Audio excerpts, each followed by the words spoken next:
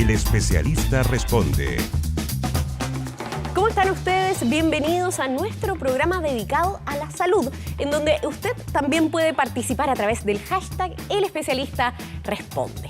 El 34% de los chilenos vive con riesgo cardiovascular por obesidad, uno de los principales desencadenantes de la enfermedad renal crónica, situación que se repite, por ejemplo, con el colesterol alto, la hipertensión, el tabaquismo y el sedentarismo, ya instalados en la realidad nacional. Queremos conversar en esta jornada de la enfermedad renal crónica, pero también de la diálisis, que reduce en 23% la enfermedad de estos pacientes, la mortalidad de estos pacientes, la hemodiafiltración de alto volumen. Nos acompaña la doctora Patricia Herrera, ella es nefróloga del Hospital del Salvador y también miembro del Comité de Diálisis de la Sociedad Chilena de Nefrología. ¿Cómo está, doctora? Buenas tardes. Hola, buenas tardes. Muchas gracias por la invitación y por tenerme aquí para hablar de un tema que implica morbilidad para tantos pacientes en nuestro país y que, por supuesto, a nosotros que somos nefrólogos nos apasiona tanto. Gracias a usted por acompañarnos y además, ya lo mencionaba en la introducción, lo mencionaba usted, hay unas comorbilidades que de alguna manera se han ido instaurando en el país. Lamentablemente se han ido normalizando. Todo esto que mencionábamos contribuye a, por ejemplo, la enfermedad renal crónica. Efectivamente, se ha estimado que a nivel nacional aproximadamente un 10% de la población de los chilenos padece algún estadio de enfermedad renal crónica sin ni siquiera saberlo. Porque lo que la gente tradicionalmente conoce, por desgracia, es la insuficiencia renal terminal, la que nos lleva a requerir trasplante o diálisis. Sin embargo, la gran mayoría de ellos es como un iceberg. Vemos solamente la punta de lo que es la enfermedad renal crónica y no vemos todos los estadios previos, aquellos en los cuales la obesidad, la diabetes, la hipertensión, el tabaquismo, el tener antecedentes familiares, el sedentarismo contribuyen a empezar poco a poco a dañar nuestros riñones. Claro. Quiero aprovechar de pedir, doctora, una gráfica que tenemos preparada con causas, ya que justamente estamos hablando de estos desencadenantes. La que dice causas, por favor, que ahí sale el detalle. Por ejemplo, lo mencionábamos, la diabetes, presión arterial elevada, trastornos autoinmunitarios, en este caso como el lupus, ¿no? Claro, vamos viendo, vamos revisando. Por ejemplo, la diabetes, 10% de los chilenos son diabéticos, pero el problema no es decir 10% de los chilenos son diabéticos porque son recién nacidos hasta los 90 años. Hay que decir la verdad, que sobre los 65 años, uno de cada 4 chilenos, 25% llegan a tener diabetes. ¿Sobre los 60 años? Sobre los 60 años. Entonces, la prevalencia de diabetes, así como aumenta la prevalencia de obesidad, de mayor ingesta calórica, el 25% de los mayores de 65 años puede llegar a ser diabético. Lo mismo que hablamos de hipertensión, decimos en Chile el 25% de los chilenos es hipertenso. Entonces uno dice, bueno, no es tanto, uno de cada 4. Pero si yo les digo que el 60-70% de los mayores de 60 años están hipertensos en nuestro país porque comen el doble de dosis de sal recomendada por la Organización Mundial de la Salud. Claro. Entonces, las prevalencias van subiendo mucho. Claro. Los trastornos autoinmunitarios son menos frecuentes. Hay un porcentaje bajo de la población que sufre de lupus, que sufre de artritis reumatoidea o de alguna inflamación que lleva a dañar los riñones. Y eso puede derivar.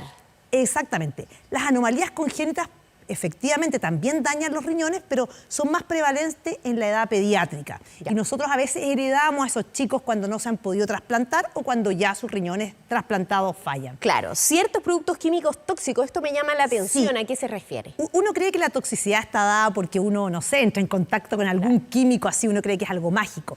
Pero la verdad es que cuando hablamos de productos tóxicos tenemos que hablar de algo que día a día está en nuestras casas. El ibuprofeno, el consumo de antiinflamatorios en forma desmedida, el uso inadecuado de exámenes radiológicos. A mí ahora me duele la cabeza y me van a hacer un escáner con contraste, me duele la guatita y me hacen un escáner con contraste.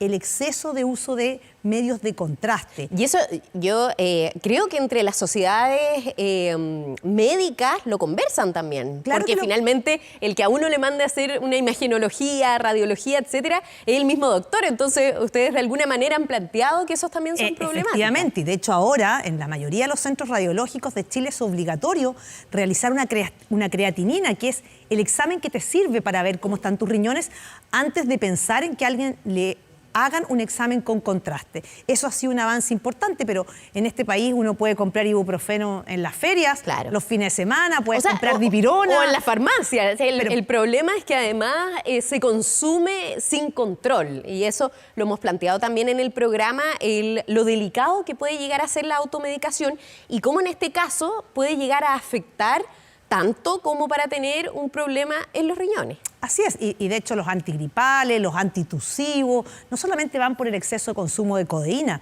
también van porque esos productos traen vasoconstrictores y esos vasoconstrictores son dañinos para el riñón. Entonces, cuando uno habla de productos químico-tóxicos, estamos hablando de cosas que a veces no nos damos cuenta que son nuestros propios medicamentos. Claro. Y bueno, lesiones al riñón ya son cosas más específicas, por ejemplo, tener una lesión traumática es muy poco probable.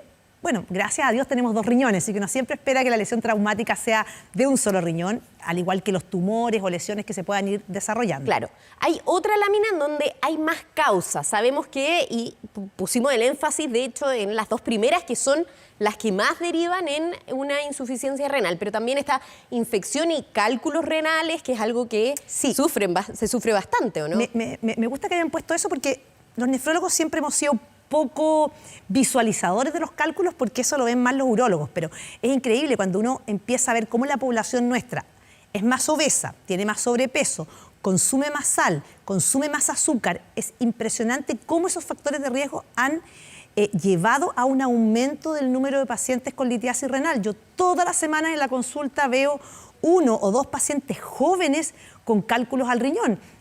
Y claro, me duele, lo boto, lo elimino. Pero todas esas microobstrucciones renales van también produciendo daño en nuestros riñones. Así que no me extrañaría que a lo mejor cuando yo ya esté jubilada a futuro, la litiasis renal va a ser tan importante como lo es la hipertensión y la diabetes. Tal cual. Problemas con las arterias que irrigan los riñones, eso también puede ser una causa. Sí, eso implica, por ejemplo, la gente siempre dice, tengo el colesterol alto y es un factor de riesgo cardiovascular. Me va a tapar una arteria de las coronarias o me va a tapar una arteria del cerebro. Pero la enfermedad ateromatosa también daña las arterias renales y también se pueden producir obstrucciones e infartos renales que también los estamos viendo, por desgracia, cada vez con más frecuencia. Claro, habíamos conversado justamente de los medicamentos, los analgésicos o los desinflamatorios que derivan también en una posible insuficiencia renal si son tomados desmedidamente, y flujo retrógrado de orina hacia los riñones. ¿Qué es esto, doctora? Eso le ocurre fundamentalmente a los chicos, a los niños. Es una inmadurez, así como cuando las guaguitas tienen reflujo gastroesofágico, claro, que uno lo visualiza, lo ve porque la guaguita bota un poquito de leche. En los riñones también puede ocurrir, y es algo que puede ocurrir inadvertidamente y llegar hasta la edad del adolescente, que es que la orina se devuelve hacia los riñones. Y aquí hay algo importante, porque durante años nos enseñaron que hay que ir a un baño limpio y los niños se aguantan las ganas de ir a hacer pipí, o las mises antiguamente, el niño decía quiero ir al baño, quiero ir al baño, prohibido porque estamos en clase. Y eso no es bueno. La verdad que nos pusimos durante un periodo de años en nuestro país esta como obligación de cuidado, no vayas a un baño que esté sucio, contaminado. La recomendación actual que hacemos los nefrólogos niños, es que tomemos harto líquido y por lo tanto cuando tengamos ganas debemos ir al baño para evitar que la orina que está en la vejiga, órgano que no es aséptico, que tiene algunas bacterias, evite que se refluya hacia los riñones por el hecho de que uno se aguanta de ir al baño. Por tanto, aguantarse el pipí nunca malo, es bueno. Muy mal. Siempre es malo y siempre hay que tratar de evitarlo. A nosotras las mujeres además nos dicen mucho por las infecciones urinarias también, la temida cistitis, que es horrible. ¿Es una sensación similar? Claro, efectivamente es eso, esa sensación de que se te inflama la vejiga por esta retención de pipí y que hace que tengamos esta molestia de estar yendo a cada rato. Claro. Es poco probable que una cistitis, tampoco la idea es que la gente se asuste dentro de la población. Las cistitis en general no producen daño renal, pero sí en aquellas personas en que hay reflujo, que no está bien maduro el sistema, pueden provocar una infección urinaria grave y eso terminar dañando el riñón. Doctora, me gustaría que viendo la gráfica de la anatomía del riñón pudiéramos explicar qué significa la insuficiencia renal finalmente. ¿Cuál es la función que deja de hacer el riñón? Claro, efectivamente el riñón lo que tiene es que la sangre llega a través de la arteria Y dentro del riñón hay una estructura hermosa que son los llamados glomérulos, y estos son verdaderas bolsitas filtrantes. Es como tener millones de bolsas de té que van a ayudar a filtrar la sangre. Y la función del riñón es permitir que aquellos productos de desecho, que son productos de desecho de lo que consumimos como lo que generamos en nuestro cuerpo, el respirar, el pensar, el hablar, genera toxinas llamadas toxinas urémicas. Y el riñón, a través de estas bolsitas que son los glomérulos, debe filtrar todas estas toxinas y eliminarlas para que se eliminen a través del uréter a la vejiga y de ahí orinarlo. Cuando tenemos insuficiencia renal, esta capacidad de filtración va disminuyendo y eso va produciendo etapas de insuficiencia renal, etapa 1, 2, 3, 4, hasta llegar a la llamada antiguamente etapa terminal o etapa 5. No queremos hablar de terminal. La etapa 5 es, eliminamos entonces terminal porque ahora hay mucha más posibilidad de sobrevida e incluso, lo mencionábamos con este nuevo tipo de diálisis, la mortalidad además disminuye. Así es, 23%, ¿no? Efectivamente, en esa etapa, cuando uno llega a la etapa 5, uno tiene que ir planteando en buscar terapias de alternativa para suplir la función renal. Primero que nada, destacar claramente que lejos la mejor es el trasplante renal. Y es la que lamentablemente en nuestro país cuesta porque somos pocos donantes. Somos tacaños en pensar cómo donar riñones. Cuando no tenemos cómo ofrecer un trasplante al poco andar, tenemos que ofrecerle a esos pacientes una terapia, porque ya no es una enfermedad terminal, no es como tener un cáncer terminal. Le vamos a ofrecer una modalidad de diálisis. Y en la actualidad en el mundo hay una modalidad de diálisis que se llama hemodiafiltración de alto volumen, que es la que está reduciendo la mortalidad cardiovascular en un 23% en estos pacientes que tienen muy limitada su vida.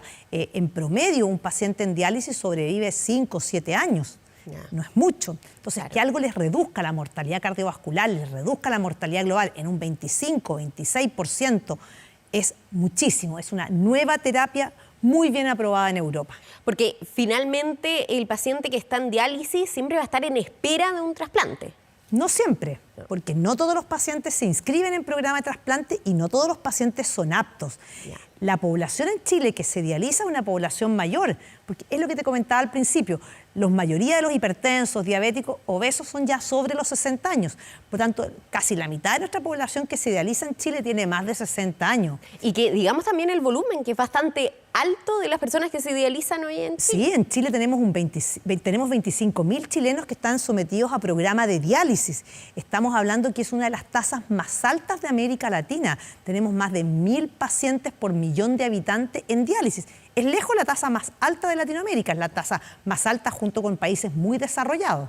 Doctora, para volver a la hemodiafiltración de alto volumen, ¿cuál es la diferencia con la diálisis que comúnmente conocemos quienes que lo vemos como la diálisis, porque probablemente los pacientes tienen mucho más claras las diferencias, etcétera? Pero ¿cuáles son las principales diferencias y las ventajas?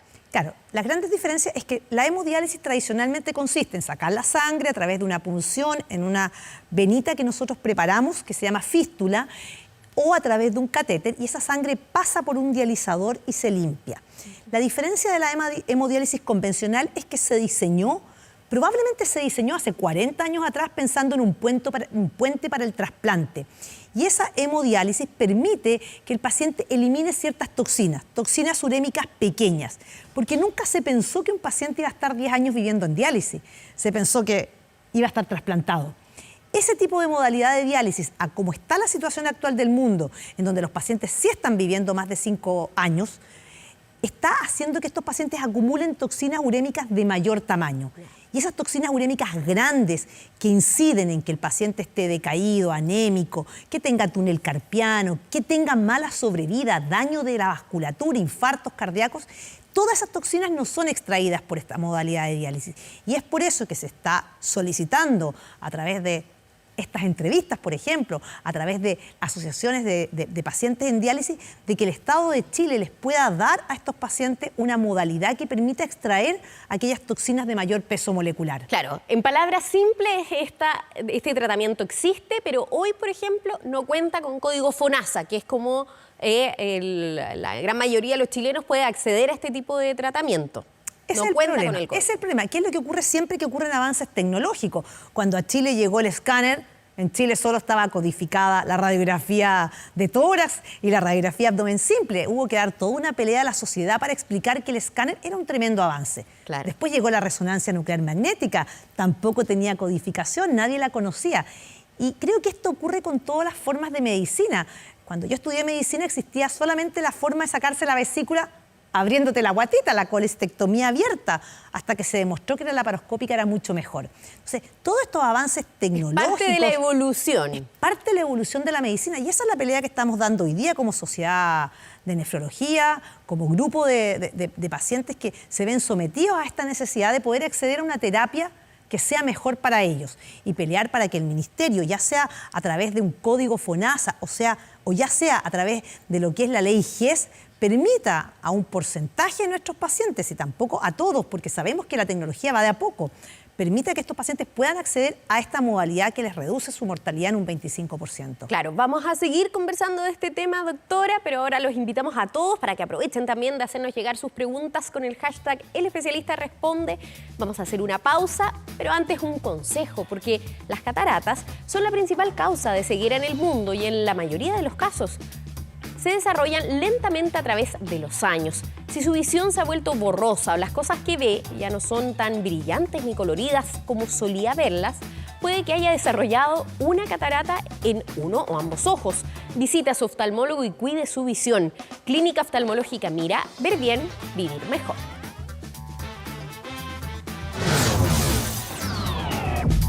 El Especialista Responde.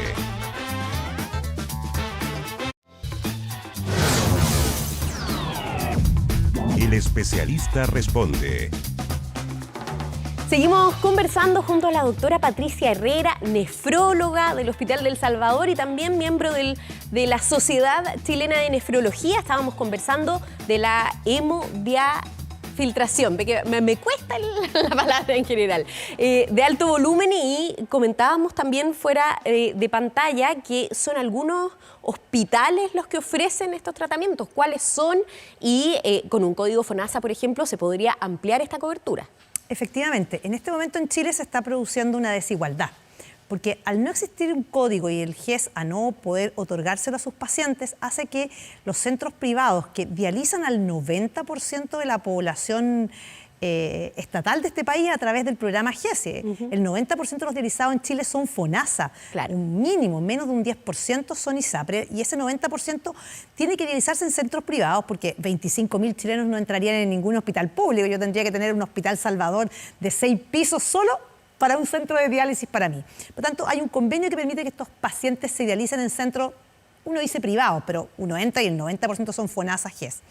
¿Y qué es lo que está ocurriendo actualmente en nuestro país? Que hay solamente algunos hospitales públicos en Chile que están ofreciendo esta tecnología. Tecnología que lleva más de 20 años ofreciéndose en Europa. Y en nuestro país partieron un par de centros privados en Chile. Uno acá en Providencia, hay un centro privado en Valdivia, hay un centro privado en Concepción.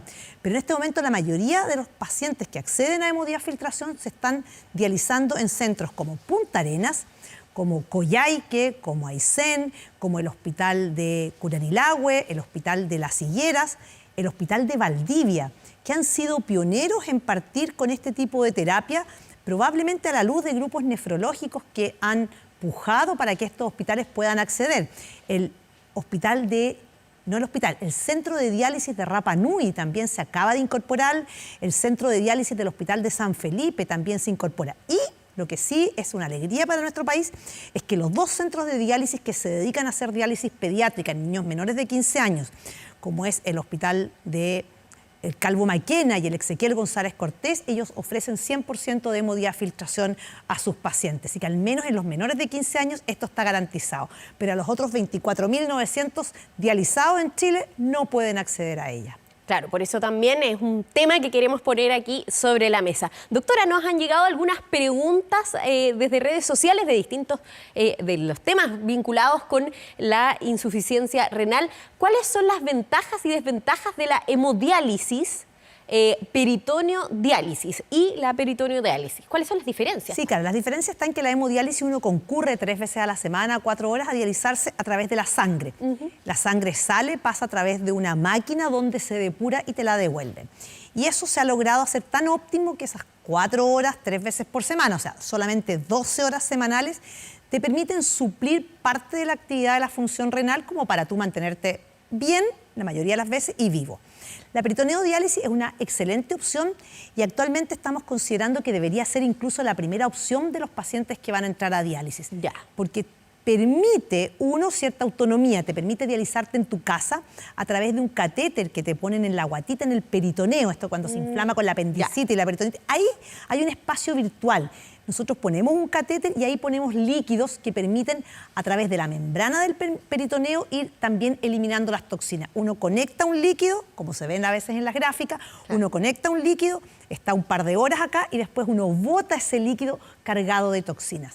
Tiene la ventaja que permite mantener autonomía en domicilio y permite preservar la poca función renal que va quedando y eso también ayuda a eliminar toxinas urémicas grandes. Es una terapia, por desgracia, que en general es muy buena para los primeros 4 años de diálisis. Ya después el peritoneo deja de ser tan eficiente y habitualmente la gran mayoría de los pacientes que no se trasplantan deben pasarse a la modalidad de hemodiálisis. Perfecto. Clarísimo me queda a mí. Espero que a Susana también le haya quedado muy claro. Revisemos otra de las preguntas que nos han hecho llegar. Mario Soto, por ejemplo, pregunta: ¿cuánto debe durar una diálisis en promedio?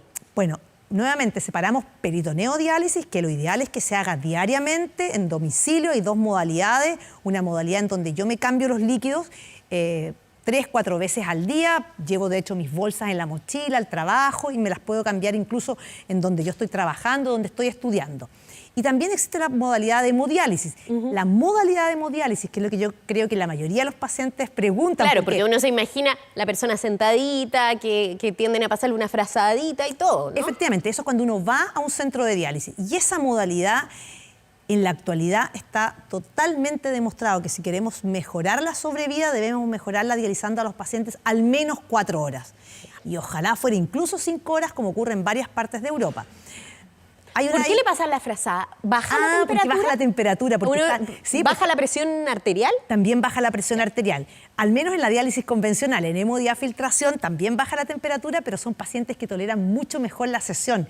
Tienen mucho menos hipotensión, pero la frazada es una condición sine qua non de la ida a diálisis. Claro, pero ¿cuánto debe durar entonces? 4 horas, 3 veces por semana es lo ideal para el 99% de los dializados. Perfecto. Doctor, antes de pasar a la siguiente pregunta, antes que se nos acabe el tiempo, por supuesto, la prevención, que también estábamos conversando, que es de vital importancia en este caso. Sí, efectivamente la prevención tiene que ser en estadios tempranos. Debemos ser capaces de diagnosticar la enfermedad renal crónica antes que llegue la etapa 5. Y para eso, si uno tiene más de 40 años, debe concurrir a su centro de salud o a su lugar donde el ISAPRE te destina a esto que ninguno de los chilenos hacemos, que es nuestro chequeo de salud anual.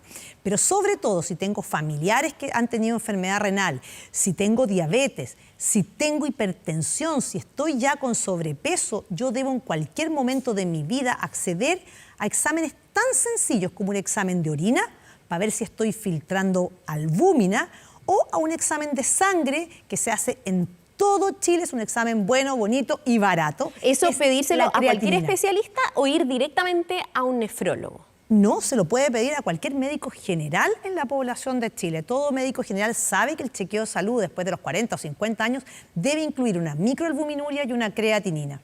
Perfecto. Y con eso ir monitoreando esos antecedentes, esas cifras y también tomando ciertas precauciones, cambios de hábito también que son Y necesarios. si te detectan alguna alteración de la función renal o te detectan eliminación de proteínas en la orina, uno tiene que hacer cambios de estilo de vida, comer menos sal o comer la sal que se recomienda siquiera, dejar de comer comida tan procesada, que es muy rica en sodio, muy rica en fosfatos, que son dañinos también para el riñón, bajar de peso, controlar mejor la diabetes, lograr presiones arteriales adecuadas.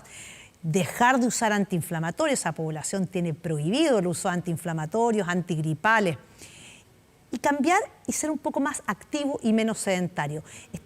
Y ciertos medicamentos también que están contribuyendo mucho para eso, están demostrando que retardan tanto la entrada o el avance de la enfermedad renal crónica, que yo espero que a futuro nosotros podamos tener una población más sana y menos dializados que los 1000 pacientes por millón de habitantes que tenemos en Chile. Tal cual. Doctora, veamos si es que se despliega una nueva pregunta. Es que nos queda todavía un poquito de tiempo. Camila Guerrero pregunta, ¿es normal que dé mucho frío? Mire, ya lo habíamos contestado de alguna manera, durante una diálisis y que baje la presión. Sí, porque efectivamente nos dializan con un líquido de diálisis frío para evitar las hipotensiones. Una de las grandes ventajas de la modalidad de la hemodiafiltración de alto volumen es que prácticamente esos pacientes reducen sus hipotensiones en más de un 50%. La verdad que yo que trabajo en un centro que tenemos pacientes con HDF, es maravilloso ver cómo estos pacientes no tienen prácticamente hipotensión.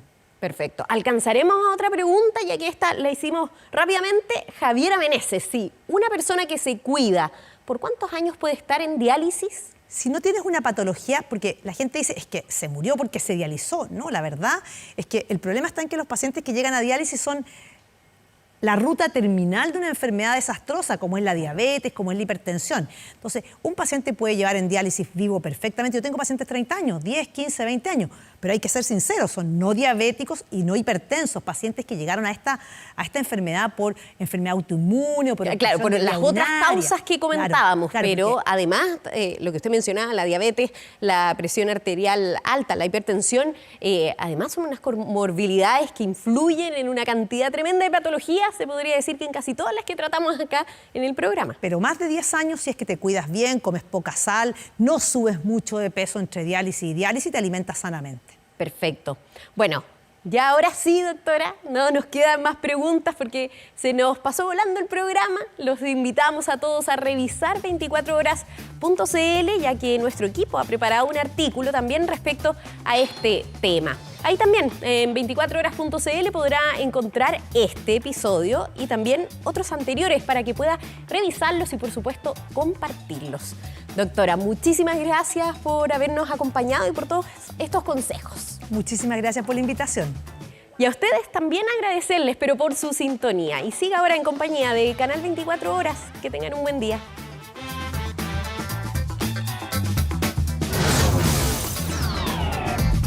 El especialista responde.